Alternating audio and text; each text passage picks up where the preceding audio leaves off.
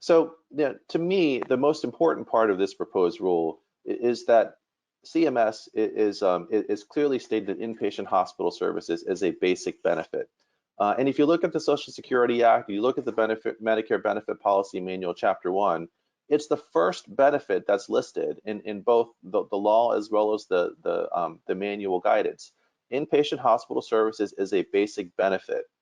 Now, we have all experienced, at least many contracted providers have experienced that, that CMS, typically doesn't interfere in issues between a contracted provider and a Medicare Advantage organization. And primarily it's on the basis of something called the non-interference clause, which is also part of the Social Security Act and is definitely a valid law, which says that CMS may not interfere in a particular price structure for payment. So, and that's a big distinction because CMS is saying that inpatient hospital services is a basic benefit. Basic benefits must be covered. But what CMS is not saying is CMS is not saying how that inpatient care must be paid for. So if a Medicare Advantage plan chooses to negotiate with the provider and say, we're going to pay you a percentage of Medicare based on the MSDRG system, fine. We're going to pay you a percent of charges for your inpatients, fine. We're going to pay you a per diem for your inpatients, fine.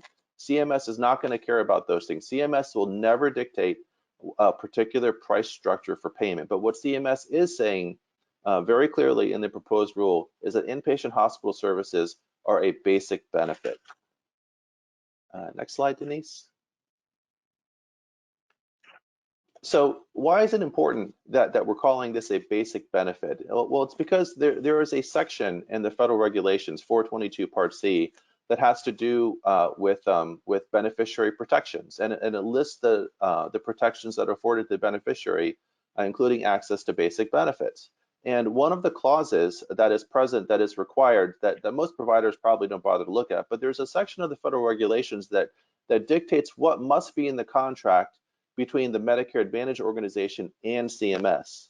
And those sections of the regulations actually include that you have to grant you have to follow the provisions that are in the regulations of subpart C, which is beneficiary protections, as well as subpart M, which is the section on appeals and grievances and organization determinations. And so Medicare Advantage organizations are required to grant and follow the regulations that are afforded in subpart C, which is about beneficiary protections and benefits, basic benefits.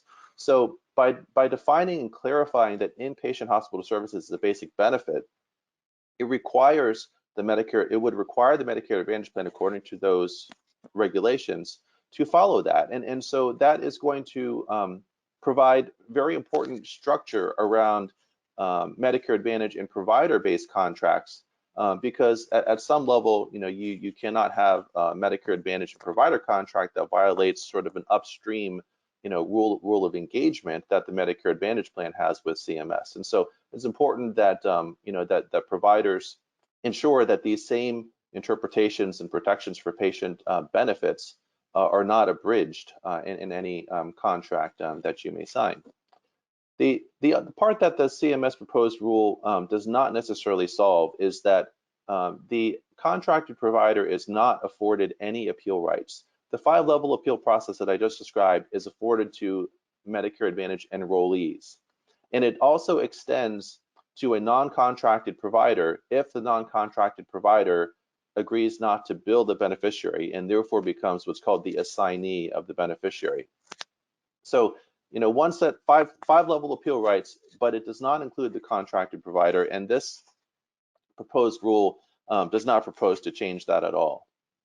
So as long as providers control the dispute process for a contracted provider, we said this on the previous Payer Watch webinar as well, I don't expect providers to see significant changes if your dispute avenues are the same as they were before, even with the clarifications and clarity being put forth by CMS.